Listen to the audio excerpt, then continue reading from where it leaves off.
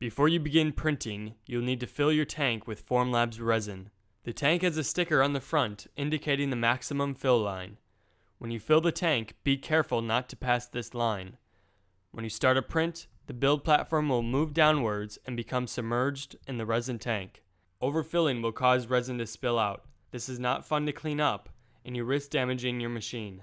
For this reason, err on the side of caution when filling the tank. You can always top up mid-print. A full resin tank holds approximately 200 milliliters of resin, but you never want to let the tank run dry. If your part uses more than 100 milliliters of resin, you will need to refill the resin tank at some point during the print. To pause the print, press the button once. You can then lift the cover and pour more resin into the tank. Close the lid and press the button again to resume printing.